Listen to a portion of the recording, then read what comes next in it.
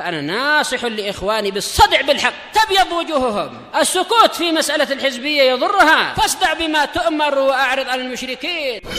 سلامي على دماج ورجالها والشيخ يحيى ودار العلم يا سعد بانيها. Lanjutkan tentang pembahasan syarah Riyadhis Shalihin, matan Riyadhis Shalihin, yaitu Al-Hadisul Hadi was-Sab'un ba'dal mi'ah wa alf 1171. Wa an Abdullah bin Sa'id radhiyallahu an anna Rasulullah sallallahu alaihi wasallam kana yusalli arba'an, bahwasanya Rasulullah sallallahu alaihi wasallam itu sering mengerjakan salat 4 rakaat ba'da an tazula syams, setelah matahari tergelincir. Qabla zuhur, gimana tergelincir sebelum zuhur? Maksudnya adalah sebelum sholat zuhur. Jelas zuhur itu adalah tatkala matahari memang apa? Tazulu angka bidis sama, sudah tergelincir dari tengah langit, sudah mulai ke arah barat, bayang-bayang sudah mulai menuju ke timur. Sama saja, matahari sedang di selatan atau utara. Kalau matahari di selatan, bayang-bayang di utara, tapi waktu zuhurnya adalah dia mulai condong ke timur. Demikian pula kalau matahari sedang di wilayah utara, bayang-bayang tentunya ada di selatan. Walaupun matahari di tengah, bayang-bayang akan muncul di selatan. Tetapi yang namanya zuhur adalah matahari sudah mulai ke barat, sehingga bayang-bayang condongnya ke arah timur. Maka Nabi sebelum ada iqamat, Nabi mengerjakan sholat qobliyahnya adalah 4 rakaat. Waqala, dan Nabi bersabda, innaha sa'atun tuftahu fiha abwabus sama, sesungguhnya ini adalah waktu di mana di waktu itu pintu-pintu langit dibuka. Fa'uhibbu an yas'ada li fiha amalun sholih, maka saya suka untuk naik amal soleh yang saya miliki di waktu itu. Kalau fiha yaitu di waktu itu. Iya, fiha kembali kita ke waktu tadi ya. Berarti begitu matahari tergelincir ke arah barat, yaitu masuk waktu zuhur, itu adalah pintu langit dibuka. Kalau matahari tepat di tengah, itu neraka sedang dikobarkan. Setelah itu maka pintu langit akan dibuka, kesempatan emas untuk amal soleh naik menghadap ke Allah ya, di atas langit ke-7 sana itu. Rawahu Tirmidzi wa qala haditsun hasan.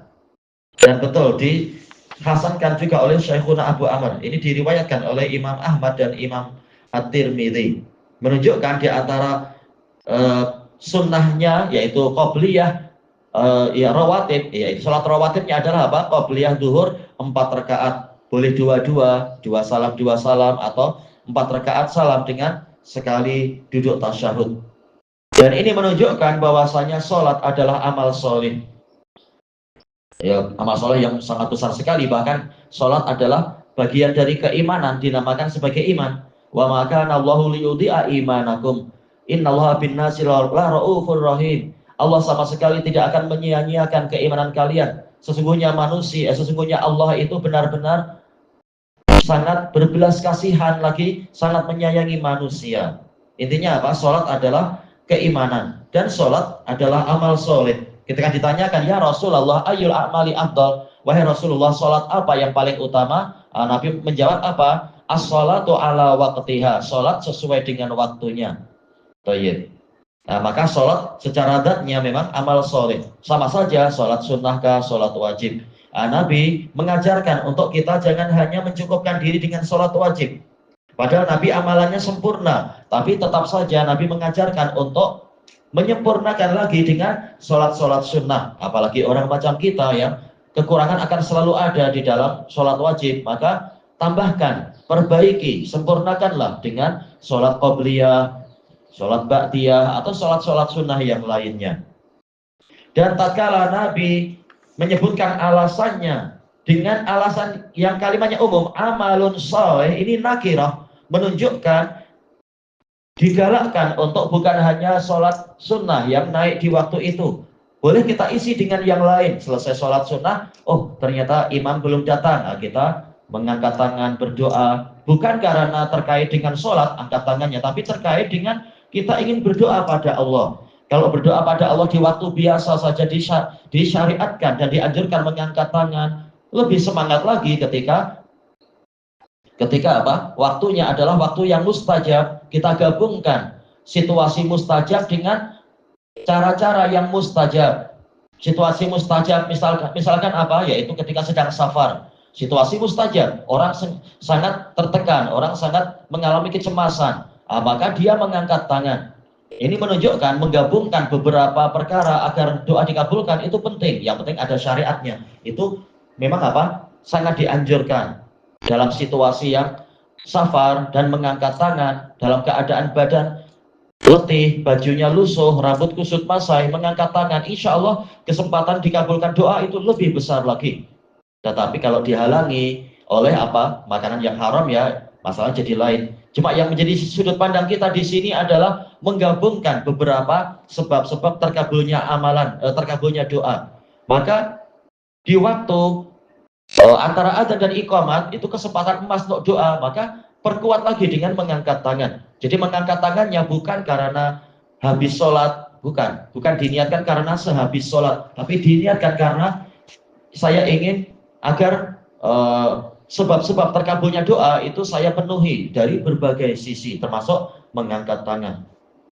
Adapun kalau habis sholat langsung doa angkat tangan istilahnya terkait dengan sholat, maka ini tidak disunahkan sama sekali memang.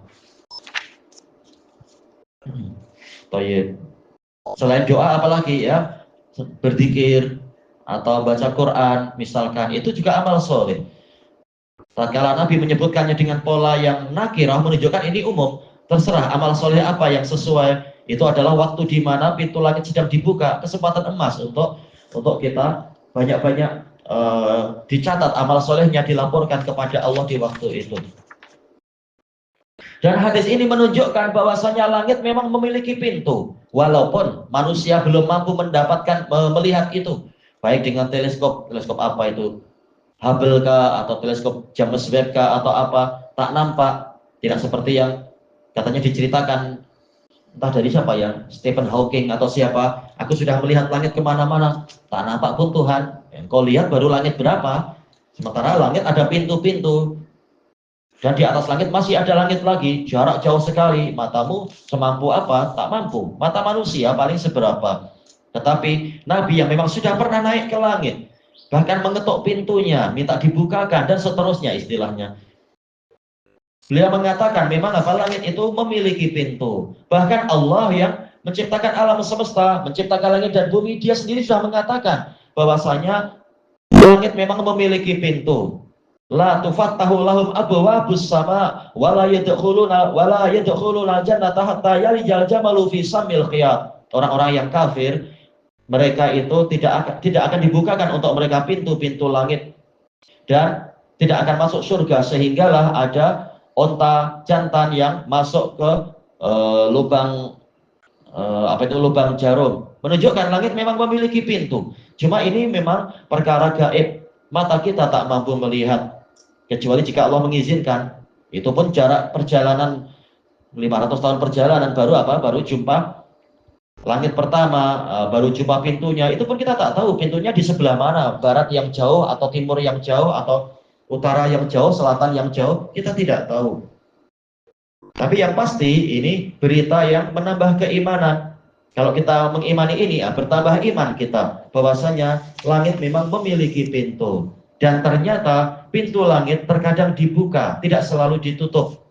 Ada kesempatan, ada masa-masa di mana pintunya dibuka. Ketika pintu dibuka, itu kesempatan emas untuk doa-doa terkabul, amal-amal dilaporkan kepada Allah dan seterusnya. Padahal kalau ditanyakan, bukankah kita beramal di waktu kapanpun, amalan akan dicatat dan akan dilaporkan oleh malaikat? Kalau malaikat naik, jelas akan minta dibukakan pintu dan akan dibukakan itu. Karena yang minta malaikat, kecuali kalau roh yang kafir dibawa naik, dimintakan dibukakan pintu, tidak dibukakan memang. Tapi secara umum malaikat akan selalu naik turun untuk melaporkan amalan.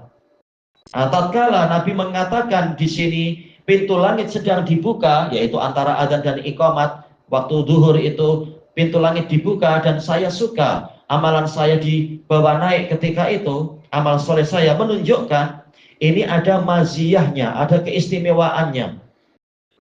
Maka di masa-masa yang disebutkan di situ pintu langit dibuka, ini kesempatan yang lebih hebat daripada masa-masa yang lain. Agar kesempatan untuk dikabulkan amalannya atau dipenuhi doanya itu lebih besar lagi. Dan hadis ini menunjukkan bahwasanya Nabi SAW, walaupun beliau beramal di seluruh waktu, akan tetapi beliau juga menumpukan amalan pada masa-masa yang mulia, pada masa-masa yang khusus.